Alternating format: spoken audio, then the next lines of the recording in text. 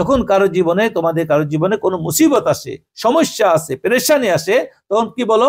ক্বালু ইন্না লিল্লাহি ওয়া ইন্না ইলাইহি রাজিউন। এগুলা সবকিছু আল্লাহর পক্ষ থেকে আসছে এবং আমরা আল্লাহর কাছেই ফিরে যাব। সাইয়্যিদিনা কারীমুন সাল্লাল্লাহু আলাইহি ওয়াসাল্লাম। মেইনলি যে বিষয়গুলো কথা বলবো সেটা হলো, এক একজন এক এক ভাবে আমাদেরকে দেখতেছে যে আমরা এই সমাজ জীবনে আমরা কেউ সুখে নাই, শান্তিতে নাই, কষ্টে আছি, বিভিন্ন রকমের ঝামেলার মধ্যে আছি।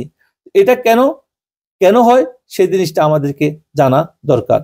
আল্লাহ রাব্বুল আলামিন আমাদেরকে এই পৃথিবীতে পাঠাইছে, পাঠানোর পরে আল্লাহ পাক বলতেছে وَلَنَبْلُوَنَّكُمْ بِشَيْءٍ مِّنَ الْخَوْفِ وَالْجُوعِ وَنَقْصٍ مِّنَ الْأَمْوَالِ وَالْأَنفُسِ وَالثَّمَرَاتِ وَبَشِّرِ الصَّابِرِينَ الَّذِينَ إِذَا أَصَابَتْهُمْ مُصِيبَةٌ قَالُوا إِنَّا لِلَّهِ وَإِنَّا إِلَيْهِ راجعون। আল্লাহ পাক নিজে বলতেছেন যে আমি বান্দাদেরকে ওয়ালানাবলুওয়ান্নাকুম বিশাইয়্যিম মিনাল খাউফি ওয়াল জুই ওয়া নাকসিম মিনাল আমওয়ালি ওয়াল আনফুসি ওয়াস সামারাত ওয়া বাশশিরিস সাবিরিন। যারা আল্লাহ ওয়ালা বান্দা, আল্লাহর প্রিয় বান্দা, তাদের বিষয়ে আল্লাহ পাক বলতেছে আমি তাদেরকে কি করব? আমি তাদেরকে পরীক্ষা করব, ভয় দিয়া, তাদের উপর্যঙ্ক ব্যক্তি মৃত্যু দিয়া, তাদের ফসলাদি ইনকাম ব্যবস্থা ধ্বংস করে দিয়া আমি কাদের সাথে আসি? ওয়াবাশশিরিস সাবিরিন, ধৈর্যশীলের সাথে। এরপরে যখন কারো জীবনে আল্লাহ পাক শিখিয়ে দিচ্ছে আল্লাযীনা ইযা আসাবাতহুম মুসিবা, যখন কারো জীবনে তোমাদের কারো জীবনে কোনো মুসিবত আসে, সমস্যা আসে, পেরেশানি আসে, তখন কি বলো? ক্বালু ইন্না লিল্লাহি ওয়া ইন্না ইলাইহি রাজিউন। এগুলা সবকিছু আল্লাহর পক্ষ থেকে আসছে এবং আমরা আল্লাহর কাছেই ফিরে যাব। তার মানে কি বুঝেছে? যে আমরা যেখান থেকে আসছি আমরা সেখানেই ফিরে যাব। তো এগুলো আল্লাহর পক্ষ থেকে পরীক্ষা হিসেবে আসলে আমাদেরকে কি করা উচিত? এখন আসেন, আমরা অনেকগুলা প্রশ্ন আজকে এখানে আছে। এর মধ্যে এই প্রশ্নগুলোর মধ্যে অনেক রকমের বিশেষত্ব আছে। আমি বলছি আজকে প্রশ্ন উত্তর পর্বের জন্যই যে আল্লাহ পাক বলতেছে ইবাদুর রহমান, ওরা যারা পৃথিবীতে নরমভাবে চলে, ভদ্রভাবে চলে। তার মানে কি? যারা ভালোভাবে চলে, ভদ্রভাবে চলে। এখন যারা খারাপ লোক তারা তো তাদেরকে বিভিন্ন রকমের উল্টাপাল্টা বলবেই।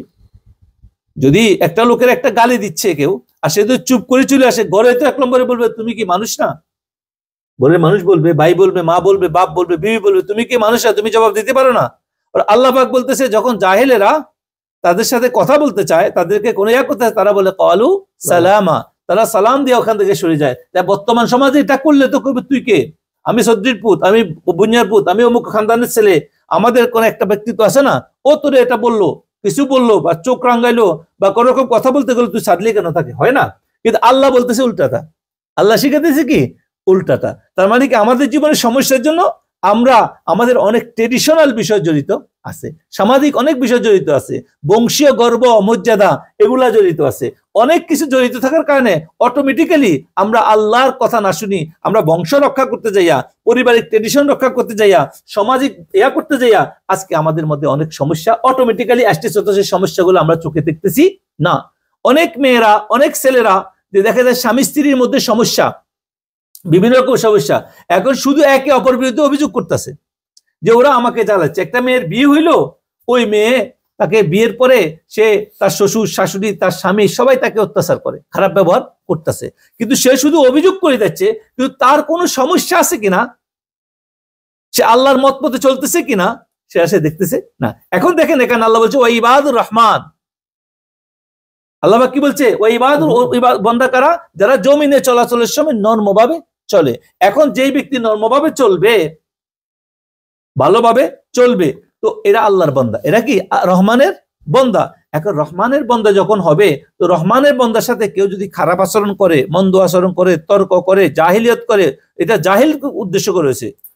খাতাবাহুমুল জাহিলুন বলছে এখানে, যারা জাহিলেরা কোনো কিছু করতে চায় তখন তাদের সালাম দেওয়া শুরু যায়। কেন? তারা তাদের সাথে তর্কে যান। তাহলে আর তার মানে কি জাহেল কারা, তাদের সম্পর্কে আমাদের জ্ঞান রাখতে হবে। যারা আল্লাহর হুকুমকে অমান্য করে, যারা আল্লাহর হুকুমে অমান্য করে, তাদের থেকে জাহেল তো আর কিছু হতে পারে না। যারা আল্লাহ রাসূলের দেখানো পথ থেকে নিজেকে দূরে রাখে, তাদের থেকে হইতে পারে না।